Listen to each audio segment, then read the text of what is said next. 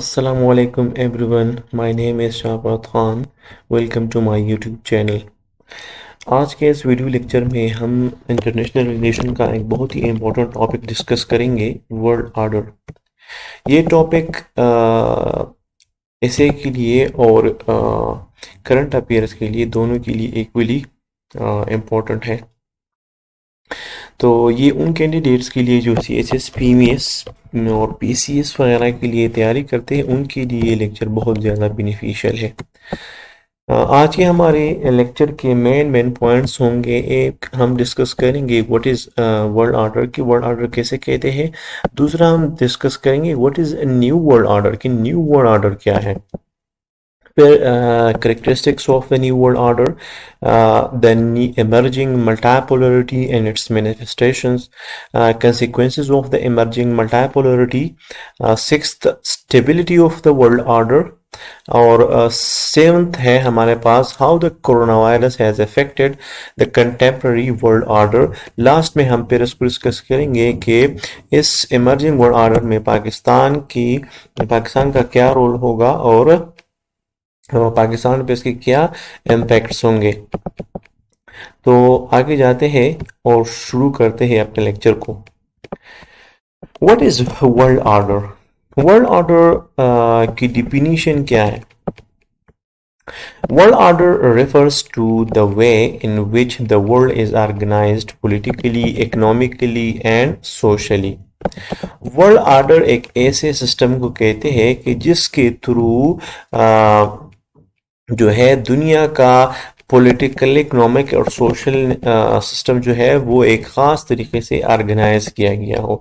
एक ख़ास तरीके से दुनिया का जो है, जो लोगों ने बनाया है एक निज़ाम, वो चाहे पॉलिटिकल हो, इकोनॉमिकल हो या सोशल हो, वो एक ख़ास हिसाब से चल रहा है। उसके लिए उसके ख़ास नॉर्म्स, रूल्स और इंस्टीट्यूशंस होते हैं कि जो स्टेट्स और जितने भी इंटरनेशनल ऑर्गेनाइजेशन है और जितने भी इंटरनेशनल एक्टर्स है उनके बीच में इंटरेक्शन को गवर्न करते हैं, उनके बीच में रिलेशनशिप्स को गवर्न करते हैं और उसके लिए एक ख़ास रूल्स, इंस्टीट्यूशंस बनाए होते हैं जिसके थ्रू वो सिस्टम चलता है। तो उसको हम कहते हैं इंटरनेशनल वर्ल्ड ऑर्डर या सिंपली वर्ल्ड ऑर्डर।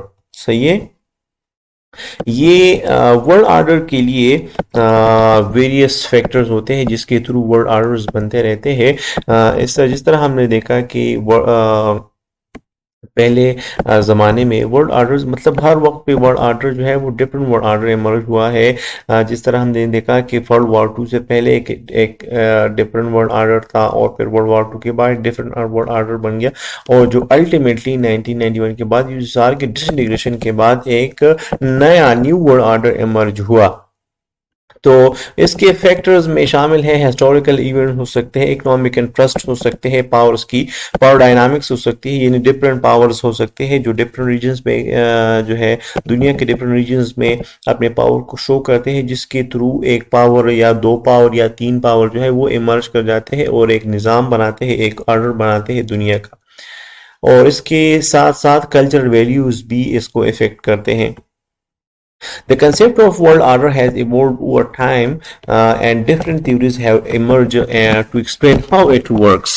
अच्छा, ये बात आप जहन में रखिए कि वर्ल्ड ऑर्डर जो है ये कोई इस तरह का मैथमेटिकल इक्वेशन नहीं है जिसको हम एक्सप्लेन कर सकते हैं, बल्कि ये एक थ्योरेटिकल कंसेप्ट है और इसके लिए थ्योरेटिकल और थ्योरीज जो है वो इमर्ज होती है। इंटरनेशनल रिलेशन में हम डिफरेंट थ्योरीज देखते हैं, लाइक रियलिस्ट और इस तरह के न्यू रियलिस्ट, न्यू लिबरलिज्म वगैरह की थ्योरी, जो इनको फिर एक्सप्लेन करते हैं, एक खास फेनोमेना को एक्सप्लेन करते हैं, क्योंकि वर्ल्ड ऑर्डर एक फेनोमेना है और वो इसको एक्सप्लेन करते हैं कि दुनिया का वर्ल्ड ऑर्डर जो है वो किस तरह मर्ज होता है और ये फिर किस तरह काम करता है।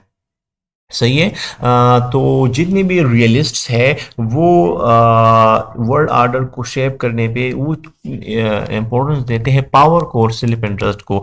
वो कहते हैं कि जितना ज़्यादा किसी स्टेट के साथ पावर होगा, उसी तरह वो जो है वर्ल्ड के ऑर्डर को वो इन्फ्लुएंस करेगा और शेप करेगा, और जिस वर्ल्ड ऑर्डर में उस पावर का इंटरेस्ट ज़्यादा होगा उसके मुताबिक वो दुनिया का निज़ाम बनाएगा। लेकिन जो लिबरल थ्योरीज है वो फोकस करती है कोऑपरेशन और इंस्टीट्यूशंस पे। वो कहते हैं कि नहीं, दुनिया का जो वर्ल्ड आर्डर है वो कॉपरेशन और इंस्टीट्यूशन से बनता है। जितने स्टेट्स के बीच में कॉपरेशन होगा और इंस्टीट्यूशन होगा तो एक स्टेबल वर्ल्ड आर्डर बनेगा। The post-World War II world order, also known as Liberal International Order, was established with an aim of promoting democracy, free trade, and international cooperation. The this order was led by the United States and its allies and was characterized by the creation of international institutions such as the United Nations, the World Bank and International Monetary Fund। जिस तरह हमने पहले start में पढ़ा कि world order जो है वह कैसे दुनिया के एक ऐसे निज़ाम को कहते हैं जिसके थ्रू दुनिया का पॉलिटिकल, इकोनॉमिक और सोशल सिस्टम गवर्न करता है। तो उसके लिए फिर कुछ रूल्स बनाए जाते हैं और इंस्टीट्यूशंस बनाए जाते हैं कि वो इंटरनेशनल एक्टर्स के बीच में, स्टेट्स और इंटरनेशनल ऑर्गेनाइजेशंस वगैरह उनके बीच में इंटरेक्शन को फिर वो गवर्न करे। तो वर्ल्ड वॉर टू के बाद जो है वो एक नया निज़ाम, एक नया ऑर्डर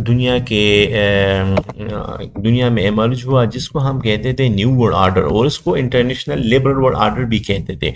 सही है। ये जो है इनका मेन नैरेटिव ये था कि ये वर्ल्ड ऑर्डर दुनिया में डेमोक्रेसी को प्रमोट करेगा, फ्री ट्रेड को प्रमोट करेगा और इंटरनेशनल कोऑपरेशन को प्रमोट करेगा। ये एक ऐसा निज़ाम होगा जिसमें डेमोक्रेसी को जो है वो अहमियत दी जाएगी। दुनिया में डेमोक्रेसी को स्प्लिट किया जाएगा ताकि लोगों में डेमोक्रेसी हो, पूरे स्टेट्स पूरे दुनिया में डेमोक्रेसी हो और स्टेट जो है वो आज़ादी के साथ एक दूसरे के साथ ट्रेड करेंगे और इंटरनेशनल कोऑपरेशन होगी। एक स्टेट दूसरी स्टेट की मदद करेगा और इस तरह का एक पीसफुल सिस्टम जो है वो दुनिया में होगा। इसको लीड कर रहा था यूनाइटेड स्टेट्स और उसके allies, western allies, European states वगैरह। लेकिन इसका मेन जो स्टेट था वो कौन था? वो यूनाइटेड स्टेट्स था। इसके लिए डिफरेंट इंस्टीट्यूशन बनाए गए वर्ल्ड वॉर टू के बाद, like the United nation, world bank, international monetary fund, कि वो फिर जो है वो इस निज़ाम को गवर्न कर रहे थे। यूनाइटेड नेशंस बनाया गया कि ताकि वो दुनिया में इन पीस को इंश्योर कर सके।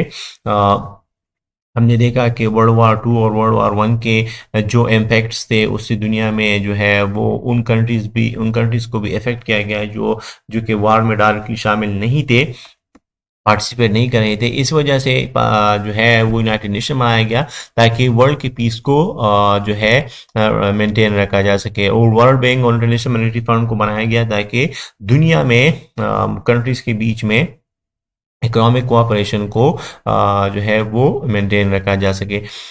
अच्छा, लेकिन जो रीसेंट टाइम्स है, रीसेंट ईयर्स है, वो कुछ लोग ये आर्ग्यू करते हैं, ये डिबेट चल रहा है कि जो लिबरल इंटरनेशनल वर्ल्ड ऑर्डर है वो अब डिक्लाइन पे है, उसको चैलेंज किया गया है। अब वो फुली कंप्लीटली दुनिया में लिबरल वर्ल्ड ऑर्डर जो है वो एग्जिस्ट नहीं करता। जो न्यू वर्ल्ड ऑर्डर था वो अब उसी तरह एग्जिस्ट नहीं करता दुनिया में। उसके लिए ये आर्गूमेंट देते हैं कि चाइना के राइज को कहते हैं कि यार चाइना का जो राइज है और रशिया का जो रिसर्जेंस है या जो इंटरनल डिवीजन और पॉपुलिज्म है वेस्टर्न डेमोक्रेसी में, ये सारी क्या है? वो कहते हैं कि ये सारी जो है ये इलामात है, ये मैनिफेस्टेशंस है कि दुनिया में जो लिबरल वर्ल्ड ऑर्डर इमर्ज हुआ था वर्ल्ड वॉर टू के बाद, अब वो उसी तरह एग्जिस्ट नहीं करता, बल्कि दुनिया एक नए निज़ाम, एक नए वर्ल्ड ऑर्डर की तरफ जा रही है। सही है।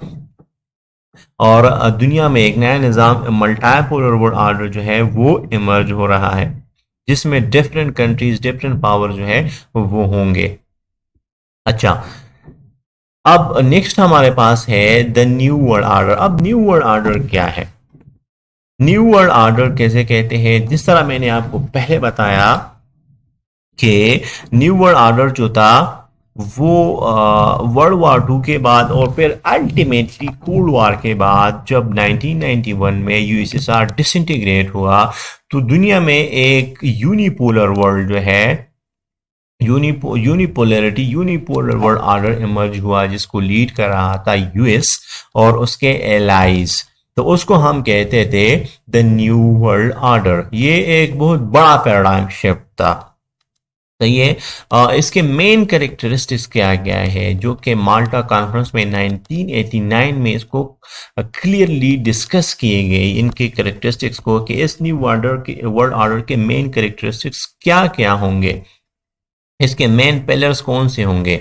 नंबर फर्स्ट ये बताया गया कि इस वर्ल्ड ऑर्डर के मेन पहला जो पिलर होगा वो कोऑपरेशन होगा सुपर पावर्स के बीच में, न कि कंटेनमेंट और वार।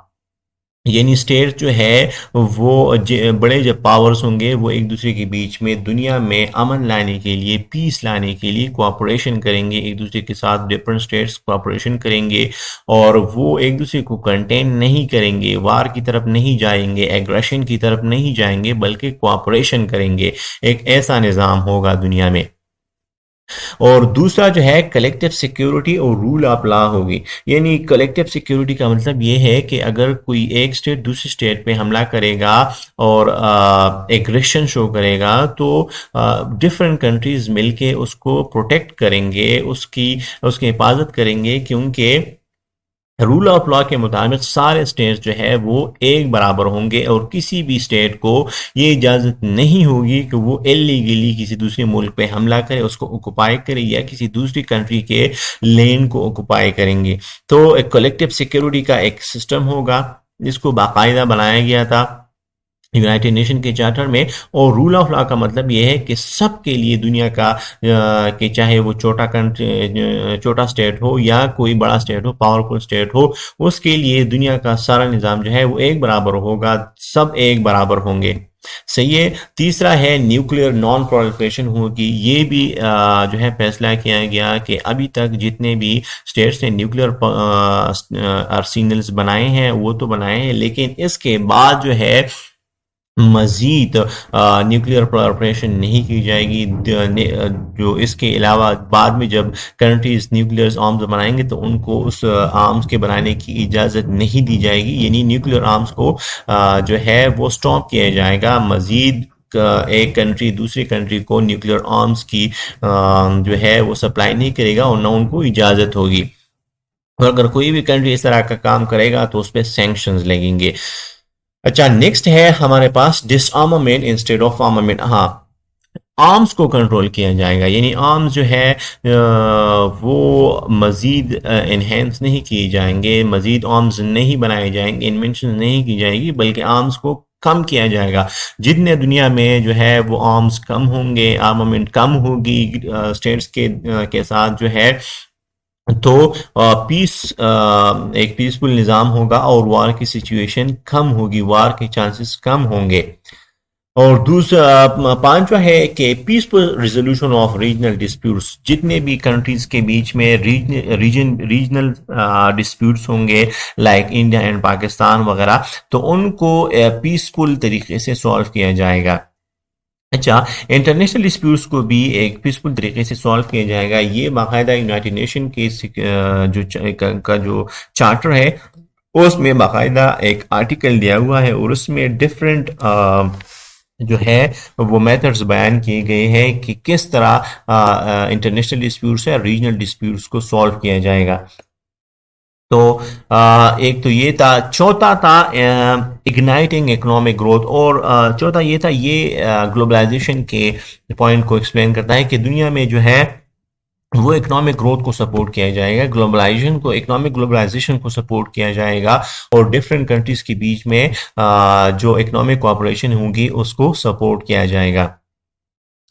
अब एमर्जिंग वर्ल्ड ऑर्डर में जो एमर्ज हो रहा है अब मल्टीपोलरिटी, दुनिया में जो डिफरेंट कंट्रीज है वो अब जो है दुनिया में सुपर पावर के तौर पर जो अब एमर्ज हो रहे हैं, तो इससे हमारे पास एक नया निज़ाम एमर्ज हो रहा है जिसको हम मल्टीपोलरिटी कहते हैं।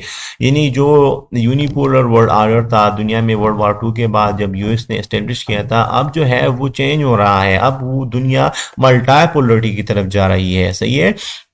तो मल्टापोलरिटी को जो है हम अगर theoretically एक्सप्लेन करें तो मल्टापोलरिटी refers to a distribution of power in which more than two states have nearly equal amount of military, cultural, financial and economic influence। अच्छा, किसी भी पावर को एक पावर किस बुनियाद पे हम कहते हैं, उनके लिए जो है वो स्ट्रेटेजिक एनालिस्ट ने कुछ मेजर्स बताए हैं कि उसको हम गेज करेंगे मिलिट्री की एक स्टेट की मिलिट्री कितनी पावरफुल है, उसका कल्चरल इन्फ्लुएंस कितना है, वो इकोनॉमिकली कितना पावरफुल है। कोई स्टेट जितना इकोनॉमिकली पावरफुल होगा वो उसको हम जो है वो उतना ही एक बड़ा पावर कंसिडर करेंगे, और उसके इकोनॉमिक इन्फ्लुएंस दुनिया में जितनी ज्यादा होगी उसको हम एक बड़ा पावर कंसिडर करेंगे। तो मल्टापोलरिटी अगर आप सिंपल वर्ड्स में एक्सप्लेन करें तो मल्टापोलरिटी जो है वो डिफरेंट पावर्स के बीच में एक एक नियरली इक्वल सा डिस्ट्रीब्यूशन है मिलिट्री का, कल्चरल, फाइनेंशियल और इकोनॉमिक का। यानी दो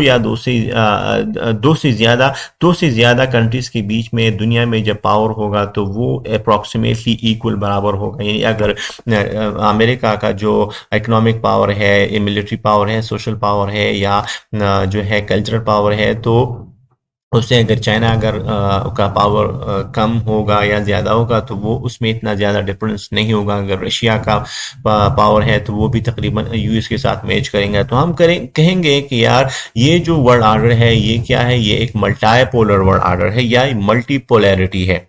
सही है। अब इसके मैनिफेस्टेशंस क्या है मल्टीपोलरिटी की आजकल आज के दौर में, तो वो है न्यू पावर सेंटर्स इन ट्रांसनेशनल एक पॉलिटिकल लैंडस्केप। दुनिया में जो है वो बड़े ट्रांसनेशनल पॉलिटिकल पावर्स इमर्ज हो रहे हैं। लाइक हम देख रहे हैं कि चाइना एक बहुत बड़े पावर के तौर पर इमर्ज हो रहा है कि जो यूएस की पावर को वो डायरेक्टली थ्रेट कर रहा है। हम देखते हैं कि रशिया रिसर्च कर रहा है। हम देखते हैं कि साउथ एशिया में इंडिया एक बहुत बड़े पावर के तौर पे इमर्ज हो रहा है। इंडोनेशिया हम देख ले, और दूसरे बहुत से कंट्रीज हैं जो कि जिसका पावर, इकोनॉमिक पावर हो, पॉलिटिकल पावर हो, मिलिट्री पावर हो, वो जो है वो वक्त के साथ साथ बहुत ज्यादा तेजी से बढ़ रहा है। तो हम कह सकते हैं कि यार दुनिया में जो है वो मल्टीपोलरिटी अब इमर्ज हो रही है।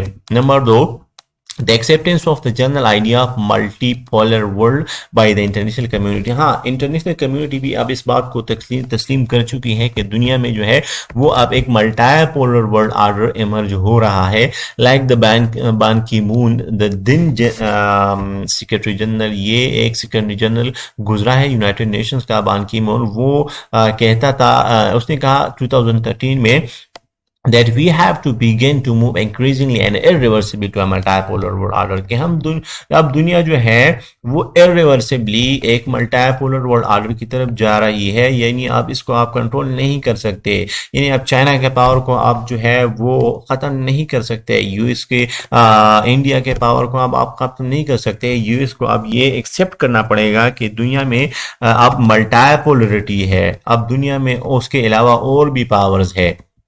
अच्छा, एक रशियन फॉरेन मिनिस्टर है, उसने 2016 में, सरगेई लेवरोव, 2016 में उसने कहा था कि the international relations have entered into a conceptually new historical stage that consists in the emergence of new multipolar world order, reflects the strengthening of new centers of economic developments and power। यानी दुनिया में जो है वो नए historical power centres develop हो रहे हैं। पावर जो है न्यू पावर जो है वो इमर्ज हो रही है, जो कि रिफ्लेक्ट करती है इकोनॉमिक डेवलपमेंट को और पावर को।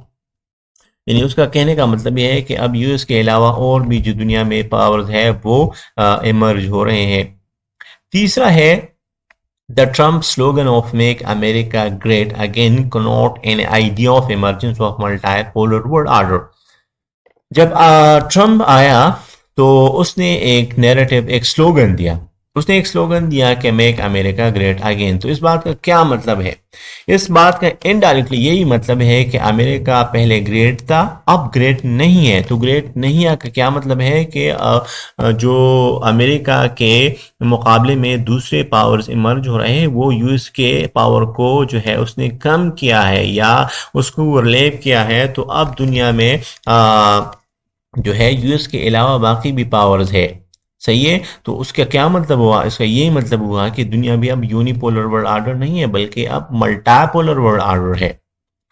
अच्छा, फोर्थ नंबर पे हमारे साथ है कि several revisionist powers are and will shaking up the their regions। हम देखते हैं कि डिफरेंट रीजन्स में, दुनिया के डिफरेंट रीजन में हमारे पास कुछ रिविजनिस्ट पावर्स इमर्ज हो रहे हैं, बड़े बड़े पावर्स इमर्ज हो रहे हैं जो अपने रीजन्स को वो बहुत जल्दी से वो चेंज कर रहे हैं या वहाँ पे बहुत बड़े चेंजेस आ रहे हैं और दुनिया का निज़ाम जो है वो चैलेंज कर रहे हैं।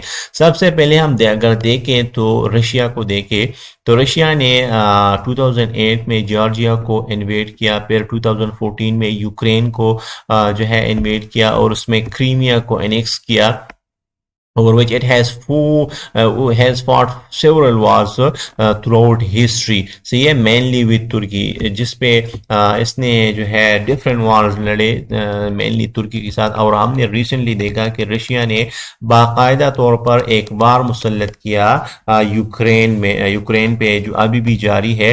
तो ये इस बात की जो है क्लियर मैनिफेस्टेशन है, क्लियरली हम इसको पोर्ट्रे करते हैं कि दुनिया का जो इंटरनेशनल वर्ल्ड ऑर्डर का नैरेटिव था कि सारे कंट्रीज एक बराबर है और कोई एक कंट्री दूसरे पे जो है वो वार मुसल्लत नहीं कर सकती, उसने क्लियरली, रशिया ने क्लियरली इसको चैलेंज किया है और अब दुनिया इस पोजीशन में नहीं है कि वो रशिया को जो है स्टॉप कर सके, कि वो यूक्रेन पे हमला नहीं कर सकती। लेकिन बाकायदा तौर पर रशिया ने यूक्रेन पर हमला किया है।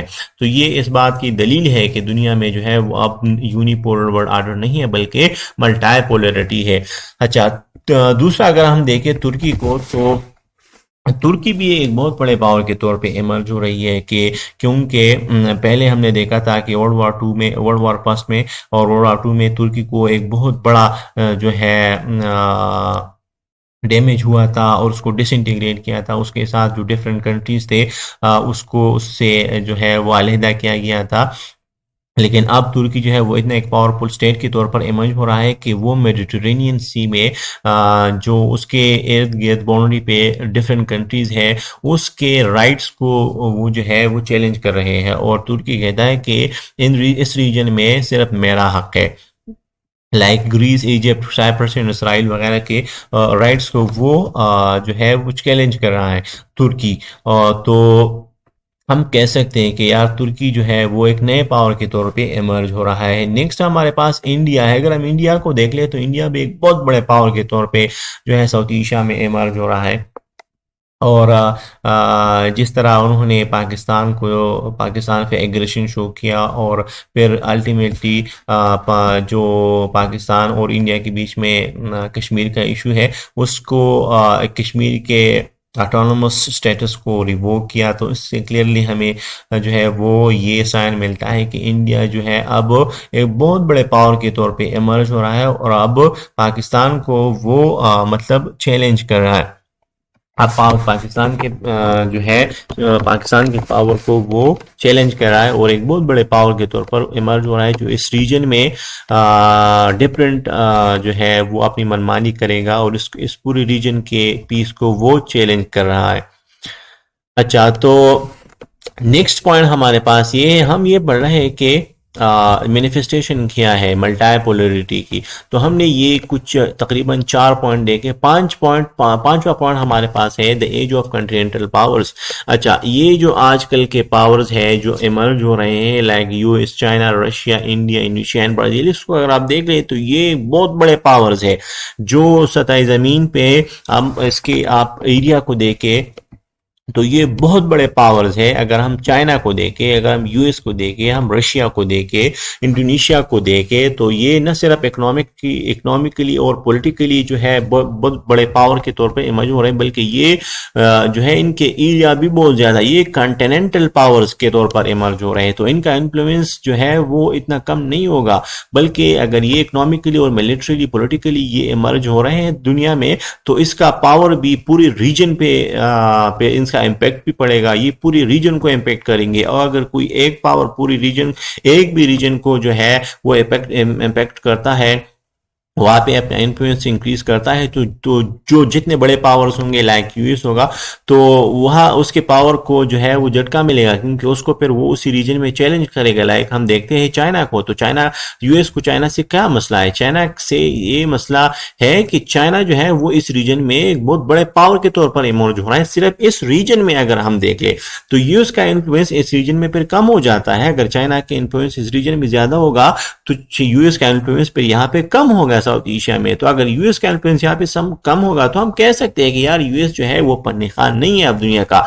अब दुनिया का वो निज़ाम जो है वो सिर्फ अकेले नहीं चला सकता और न चला रहा है। तो इसलिए हम देखते हैं कि कंटिनेंटल पावर इमर्ज हो रहे हैं, और अगर एक कंटिनेंटल पावर होगा, एक बहुत बड़ा पावर होगा, इकोनॉमिकली भी वो पॉलिटिकली भी बड़ा होगा, और उसके साथ फिर उसका जो है रीजन और एरिया भी बहुत बड़ा होगा, रकबा भी बहुत बड़ा होगा, तो हम कहेंगे कि यार ये एक बहुत बड़ा पावर है।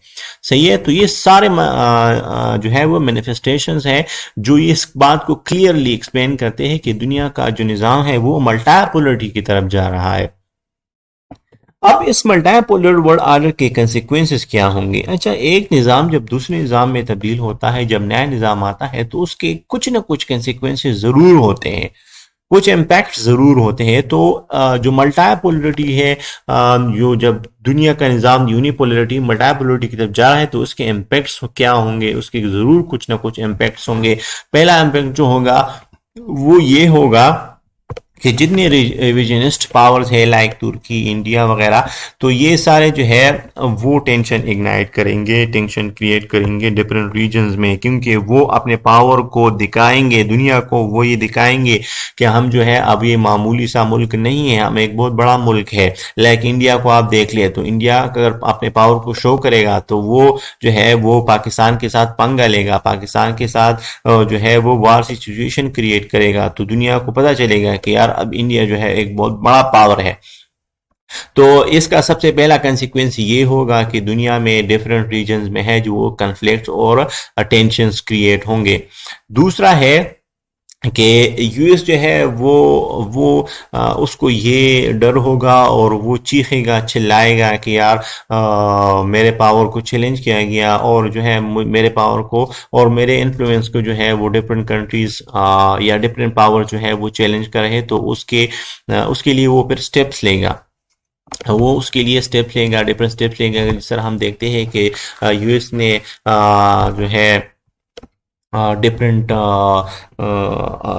ग्रुप्स बनाए, लाइक इंडिया के साथ बनाए और ऑस्ट्रेलिया के साथ बनाए, और वो डिफरेंट फैक्ट्स जो है वो साइन कर रहा है। तो उसकी ये क्या है? ये जो है इंडियन ओशन में, पैसिफिक ओशन में जो डिफरेंट पॉलिसीज बना रहा है, तो ये क्या कर रहा है? ये असल में इंडिया वो जो है वो चाइना को कंटेन करना चाह रहा है। तो ये एक दूसरी बात हमारे पास एक पॉइंट होगा कि जो यूएस है जो दुनिया को अपना हेजमन समझता है, वो जो है वो चीखेगा, चिल्लाएगा, वो डिफरेंट स्टेप्स लेगा, और ताकि वो जितनी भी इमर्जिंग पावर्स है उसको कंटेन कर सके।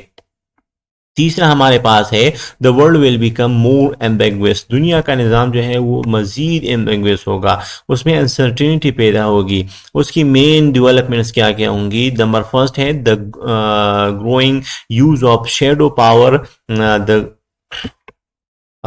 Will make conflict more unpredictable. जो किसी भी कंट्री का शेडो पावर होगा, यानी वो दुनिया जो है उसको एक बहुत बड़ा पावर नहीं समझती, लेकिन वो असल में उसके पास पावर बहुत ज़्यादा है। तो उसकी वजह से दुनिया में जो है वो एक अनप्रडिक्टेबल सा सिचुएशन पैदा होगा, कन्फ्लिक्चुअल सिचुएशन पैदा होगी। जिस तरह पाकिस्तान और इंडिया के बीच में कश्मीर पे जब उसने इंडिया ने कश्मीर का ऑटोनोमस स्टेटस था वो रिवोक किया 2019 में, तो दुनिया को ये लग रहा था कि यार पाकिस्तान और इंडिया के बीच में एक वार सी सिचुएशन पैदा हो गई है, और वार चल सकती है जिसमें इस पूरी रीजन को लपेट में लेंगे। तो इससे इससे ये अनसर्टेनिटी पैदा होगी कि यार दुनिया जो है उसमें कुछ इस तरह के पावर्स इमर्ज हो रहे हैं जिसकी पावर बहुत ज़्यादा है, उसकी शेडो पावर बहुत ज़्यादा होगी। सही है। और दूसरा ये है कि miss use of digital technology, miss use of digital technology को भी मिस यूज़ किया जा सकता है। इसके अलावा दूसरा पॉइंट इसमें ये है कि अलायंसेस विल बिकम मोर एम्बेगुअस, कि जितने भी कंट्रीज होंगे उनके अलायंसेस का पता नहीं चलेगा कि ये कौन से ब्लॉक में है। जिस तरह हमने देखा कोल्ड वॉर में कि कुछ कंट्रीज यूएस के साइड पे थी, कुछ कंट्रीज यूएसएसआर के साइड पे थी। लेकिन अब जो निज़ाम जो इमर्ज हो रहा है मल्टीपोलरिटी है, उसमें बड़ी एम्बेगुइटी होगी, किसी को ये पता नहीं चलेगा क्लियरली कि ये कंट्री जो है वो किस ब्लॉक का हिस्सा है। सही है। तो इसको अगर हम सम अप कर ले इस पूरे डिस्कशन को ऊपर जो हमने किया मल्टीपोलरिटी का, तो इसको अगर हम सम अप कर ले तो आ, दुनिया जो है वो मल्टीपोलरिटी की तरफ जाने से पहले एक ऐसे पीरियड से गुजरेगी जिसमें बहुत ज़्यादा अनसर्टेनिटी होगी। और वो अनसर्टेनिटी किस बेस पे होगी, क्योंकि रीजनिस्ट पावर्स इमर्ज हो रहे होंगे, रिवर इमर्ज होंगे, और यूएस जो है वो उस अपने पावर को चैलेंज करता हुआ देखेगा, और दुनिया में एम्बिग्विटी पैदा होगी कोऑपरेशन और कन्फ्लिक्ट के बीच में, कि कहीं भी कन्फ्लिक्ट और कहीं भी कोऑपरेशन का जो है हमें देखने को मिलेगी। सही है। अब दुनिया का निज़ाम जो है वो स्टेबिलिटी, उस किस निज़ाम में स्टेबिलिटी ज़्यादा है, हम देखेंगे कि कुछ लोग कहते हैं कि मल्टीपोलर वर्ल्ड ऑर्डर जो है या मल्टीपोलर वर्ल्ड ऑर्डर जो है वो ज़्यादा स्टेबल है। कुछ लोग कहते हैं कि नहीं, यूनिपोलर वर्ल्ड ऑर्डर जो है वो ज़्यादा स्टेबल है। सही है। डिफरेंट एनालिटिक एनालिस्ट और स्ट्रेटेजिक एनालिस्ट जो है वो इस बात पे जो है एक आर्गुमेंट्स देते हैं कि कुछ कहते हैं कि मल्टीपोलर वर्ल्ड ऑर्डर जो है वो स्टेबल है, दूसरे कहते हैं कि नहीं, यूनिपोलर ऑर्डर बहुत ज़्यादा स्टेबल है। लाइक हम कहते हैं केनेथ वार्स को, जो कि न्यू रियलिस्ट है, वो स्ट्रांगली एग्री करता है, फेवर करता है बाईपोलर वर्ल्ड ऑर्डर को is a stable world order. सही है। वो कहते हैं कि बाईपोलर वर्ल्ड ऑर्डर जो है वो ज़्यादा स्टेबल है। और दूसरी तरफ हम अगर देखें तो डेविड सेंगर हो गया या कार्ल डिच हो गया, तो वो मल्टीपोलर वर्ल्ड ऑर्डर को सपोर्ट करते हैं। वो कहते हैं कि यार मल्टीपोलर वर्ल्ड ऑर्डर जो है वो ज़्यादा स्टेबल है, और इंटरनेशनल स्टेबिलिटी जो है इससे मल्टीपोलर वर्ल्ड ऑर्डर में ज़्यादा इंटरनेशनल स्टेबिलिटी होगी बनिस्बत जो है बाईपोलर वर्ल्ड ऑर्डर के। लेकिन सेमन ने और रिचर्ड नेट ने गुड बाय हेजमनी में 2014 में question the belief with the global system without a hegemon would be unstable and more war prone. उन्हें कहा कि यार जो दुनिया का निज़ाम जो है वो अगर इसमें कोई हेजमन नहीं होगा, कोई पावरफुल कंट्री नहीं होगी, तो वो मज़ीद और ज़्यादा अनस्टेबल होगा और उसमें वार का ख़तरा ज़्यादा होगा। सही है। तो अब जब कोरोना वायरस आया तो उसने पूरी निज़ाम को इफ़ेक्ट किया, इसने इस पूरी दुनिया के वर्ल्ड ऑर्डर को इम्पेक्ट किया। हम देखेंगे कि कोरोना वायरस के पूरी वर्ल्ड ऑर्डर पे क्या इम्पैक्ट्स है। तो सबसे पहले अगर हम देखें तो उसने ग्लोबल इकोनॉमिक ऑर्डर को डिस्टर्ब किया। जो लोग जो कंट्रीज़ के बीच में इकोनॉमिक कोऑपरेशन थी और इकोनॉमिक एक ट्रेड चल रहा था, उसको स्टॉप किया गया। कंट्रीज़ ने अपने बॉर्डर्स को जो है जो है वो लॉकडाउन लगा दिए हैं, और पूरी दुनिया में जो एक इकोनॉमिक सिस्टम था वो कोलैप्स कर गया। सही है।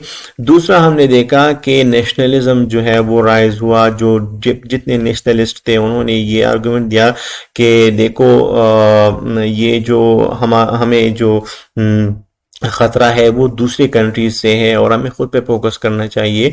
तो दुनिया जो था वो ग्लोबलाइजेशन से नेशनलिज्म की तरफ जा रहा था, और डिफरेंट नेशनल लीडर्स जो थे उन्होंने डिफरेंट आर्गुमेंट्स दिए कि कोरोना वायरस जो है वो एक ये वजह है ग्लोबलाइजेशन की। ग्लोबलाइजेशन की वजह से दुनिया में कोरोना वायरस फैल गया। अगर ग्लोबलाइजेशन नहीं होता तो दुनिया में कोरोना वायरस एक कंट्री से दूसरी कंट्री में इतनी इजीली वो नहीं जा सकता था।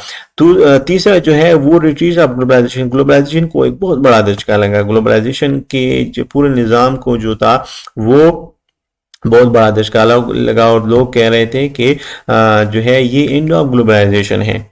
अच्छा, फोर्थ हमारे पास है declined relevance of international institutions, world trade organization, united nation security council वगैरह।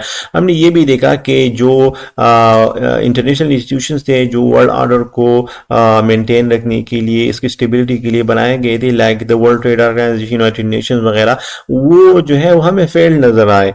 उनका रेलेवेंस जो है वो बहुत कम नजर आया हमें। और उसका जो रोल था वो अपने रोल को उस तरह प्ले नहीं कर पाए। यूनाइटेड नेशन हो गया, वर्ल्ड हेल्थ ऑर्गेनाइजेशन हो गया और दूसरे जो ऑर्गेनाइजेशन थे वो अपने रोल को नहीं प्ले कर पाए। पांचवा हमारे साथ था belligerent China is seen in the West. China जो है वो हमें देखने को मिला कि चाइना एक बहुत बड़े पावर के तौर पर इमर्ज हुआ, क्योंकि दुनिया में जो है वो चाइना ने कोरोना वायरस चाइना से पहला, लेकिन सबसे पहले चाइना ने इसको कंट्रोल किया। और लेकिन वेस्ट ने कहा कि ये जो है दुनिया को डिक्टेट कर रहा है। बिलिग्रेंट बिलिग्रेंट चाइना है वो इसको एक बिलिग्रेंट स्टेट के तौर पर देख रहे थे कि ये चाइना जो है वो दुनिया के निज़ाम को डिस्टर्ब कर रहा है। द नेक्स्ट हमारे पास था एक applied role of technological development. हमने टेक्नोलॉजी के रोल को देखा कि दुनिया में टेक्नोलॉजी का बहुत बड़ा रोल है, क्योंकि हमने देखा कि डिफरेंट कंट्रीज जो है वो एक दूसरे को असिस्ट कर रहे हैं और ऑनलाइन जो है वो बिजनेसेस हो रही है ऑनलाइन। हमने देखा कि जो ऑनलाइन ट्रेड था और ऑनलाइन एजुकेशन वगैरह, ये सारी चीज़ें बहुत जल्दी से दुनिया को रियलाइज हुआ कि यार हम इसके बगैर जो है वो ज़िंदगी नहीं गुजार सकते। तो हमें टेक्नोलॉजी का एक बहुत बड़ा रोल देखने को मिला। एक दूसरा था जे corona virus threaten the global social safety and security. इसने सोशल सिक्योरिटी और सेफ्टी को भी जो है वो थ्रेट किया कि ग्लोबल जो सोशल सेफ्टी है वो जो है वो इतनी रिलायबल नहीं है। दुनिया का सोशल सिस्टम जो है वो इतना रिलायबल नहीं है और सिक्योर नहीं है। Next renewed focus on protecting global environment and ecosystem. अच्छा, दुनिया को ये लगा कि अब हमें जो है वो ग्लोबल इन्वायरमेंट और सिस्टम पे, इकोसिस्टम पे भी तवज्जो देनी चाहिए। सिर्फ ये नहीं है कि हम सिर्फ मटीरियलिज्म की तरफ जाए और इकोनॉमिक जो है वो ग्रोथ की तरफ जाए। अगर हम इन्वायरमेंट को जो है प्रोटेक्ट नहीं करेंगे तो इसी इन्वायरमेंट से फिर एक जो है इस तरह की बलाएं निकलेगी जो पूरे निज़ाम को वो इम्पेक्ट करेगी। पोस्ट पेंडेमिक वर्ल्ड ऑर्डर हमने देखा कि कोरोना वायरस के आने के बाद जो है वो एक एयर डिप्लोमेसी का समाप पैदा हुआ दुनिया में। तो लोग जो है वो अब ये कोशिश करेंगे कि वो एक दूसरे के साथ कोऑपरेशन करेंगे और एक दूसरे के साथ एयर की डिप्लोमेसी को कंटिन्यू करेंगे। दूसरा, हमें मल्टीलेटरलिज्म देखने को मिला और जो है आइंदा जो दुनिया का निज़ाम होगा वो ज़्यादातर मल्टीलेटरलिज्म और सपोर्ट पे बेस होगा, क्योंकि दुनिया ये समझ चुकी है कि अब जो है वो अलहदा एक स्टेट जो है वो सरवाइव नहीं कर सकता। नेक्स्ट, हमें possible spike in different forms of discrimination, और डिफरेंट डिस्क्रिमिनेशन हमें देखने को मिली और हमें ये अंदाज़ा हुआ कि जो है दुनिया में डिस्क्रिमिनेशन एक्सेप्ट है वो पाई जाती है। अगर एक कंट्री है तो उसमें डिस्क्रिमिनेशन, सोशल डिस्क्रिमिनेशन जो है वो मौजूद है और इस तरह फ्यूचर में भी हमें देखने को मिलेंगी। तो 6 नंबर, इन्वायरमेंटल प्रोटेक्शन जो है उसकी तरफ बहुत ज़्यादा तवज्जो दी गई कि न सिर्फ हमें इकोनॉमिक ग्रोथ और इस चीज़ों पे फोकस करना चाहिए बल्कि हमें इन्वायरमेंट को भी प्रोटेक्ट करना चाहिए, क्योंकि अगर इन्वायरमेंट को हम प्रोटेक्ट नहीं करेंगे तो इसी इन्वायरमेंट से जो है वो हमें हमारे सर्वाइवल को बहुत ज़्यादा थ्रेट होगा। अब हम देखेंगे पाकिस्तान का रोल इमर्जिंग वर्ल्ड ऑर्डर में क्या होगा। जो दुनिया का निज़ाम एक मल्टीपोलर वर्ल्ड ऑर्डर इमर्ज हो रहा है उसमें पाकिस्तान का रोल क्या होगा और पाकिस्तान पे इम्पैक्ट क्या होंगे। सही है। तो externally, the growing confrontation between the major powers poses serious challenges, especially to relations with America. Pakistan जो है वो जितने भी इमर्जिंग पावर्स इमर्ज हो रहे हैं, चाहे वो यूएस हो, चाइना हो, रशिया हो, इंडिया हो, तो उनके साथ उसके जो है डायरेक्टली और इनडायरेक्टली कोई ना कोई रिलेशनशिप है। अगर हम देखें तो यूएस जो है, अगर पाकिस्तान यूएस की तरफ जाता है तो उसका जो सबसे बड़ा फ्रेंड है और जो सबसे बड़ा इकोनॉमिक पार्टनर है वो चाइना है और चाइना और यूएस के बीच में एक कोल्ड वार सा चल रहा है। तो अगर पाकिस्तान चाइना की तरफ जाता है तो यूएस को जो है उसके रिलेशन खराब हो जाते हैं और अगर वो यूएस की तरफ जाता है तो चाइना के साथ उसके रिलेशन खराब हो जाते हैं। तो ये इमर्जिंग वर्ल्ड ऑर्डर में पाकिस्तान के लिए एक बहुत बड़ा मसला है और एक बहुत बड़ा चैलेंज है। और दूसरा हम देखते हैं कि चाइना जो है और चाइना और पाकिस्तान के बीच में एक बहुत बड़ा मुआहदा हुआ है जिसको हम में जो है सीपेक कह सकते हैं, चाइना पाकिस्तान इकोनॉमिक कॉरिडोर, जो चाइना कहता है कि ये इस रीजन के लिए एक बहुत ही विन विन सा सिचुएशन है, और पाकिस्तान इसका फ्लैगशिप जो है ये बीआरई जो चाइना शुरू करा है उसका एक फ्लैगशिप प्रोजेक्ट है, और पाकिस्तान इसका मेन कंट्री है। तो लेकिन अमेरिका ने इसको जो है वो अपोज किया है, वो कहता है कि यार इसको जो है ये चाइना की एक ट्रेड डिट ट्रैप है, और ये अंडरमाइन करता है पाकिस्तान चाइना रिलेशंस को। तो ये भी पाकिस्तान के लिए एक बहुत बड़ा चैलेंज है कि वो किस तरह इसको मेंटेन रखेगा, इसको कंटिन्यू रखेगा, और वो दुनिया के बहुत बड़े पावर यूएस के साथ भी अपने ताल्लुकात को वो कंटिन्यू रख सकता है। तो ये भी पाकिस्तान के लिए एक बहुत बड़ा चैलेंज होगा इमर्जिंग वर्ल्ड ऑर्डर में, मल्टीपोलरिटी में हम फ्यूचर में। लास्ट पे हम देखते हैं कि लास्ट पॉइंट हमारे पास है, even more significantly the American wants Pakistan strategic capabilities to be unilaterally restrain if not rolled back. सही है, ये एक बहुत ही इंपॉर्टेंट पॉइंट है। The American want Pakistan strategic capabilities to be unilaterally restrain if not rolled back. America ये चाहता है कि पाकिस्तान की स्ट्रेटेजिक कैपेबिलिटीज को रिस्ट्रेन किया जाए, यानी स्टॉप किया जाए, अगर उसको रोल बैक नहीं कर सकते। In the worst case scenario political instability in Pakistan can be used as an excuse to try and take control of Pakistan nuclear assets for which the US already has contingency plans requiring Pakistan to take necessary security measures. अब US जो है वो किसी भी हद तक जा सकता है, पाकिस्तान को पॉलिटिकल इंस्टेबिलिटी की तरफ लेके जा सकता है, और उस वर्स्ट केस सिनेरियो में वो पाकिस्तान की न्यूक्लियर एसेट्स है उसको भी वो कंट्रोल कर सकता है, क्योंकि वो कह रहा है कि इसको जो है पाकिस्तान के साथ जो न्यूक्लियर आर्म्स है ये सेफ नहीं है, और इसको इस रीजन और पूरी दुनिया को खतरा है। सही है, अगर पाकिस्तान और यूएस के रिलेशन जो है वो बहुत ज़्यादा हद तक ख़राब हो जाए, और चाइना के साथ पाकिस्तान के रिलेशंस बेहतर होंगे, तो फिर यूएस किसी भी हद तक जा सकता है और पाकिस्तान को इंस्टेबल कर सकता है। The relationship has also soured due to the American defeat in Afghanistan, for which Pakistan is blamed. Since Pakistan will not compromise on any of these key issues, there can be no substantive improvement in the bilateral relationship.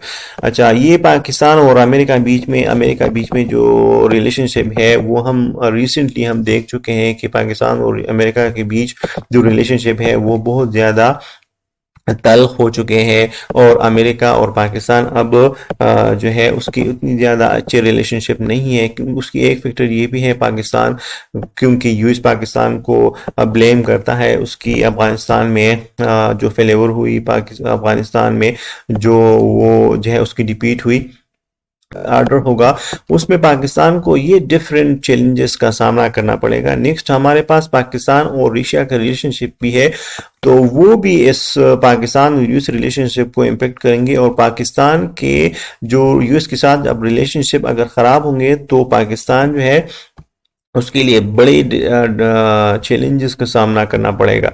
तो ये आज हमने बड़ी detail में world order को explain किया, लेकिन इसके कुछ डायमेंशंस अभी भी रहते हैं, तो हम इंशाल्लाह कोशिश करेंगे कि उनको फिर नेक्स्ट लेक्चर में हम इसको फिर कवर करेंगे।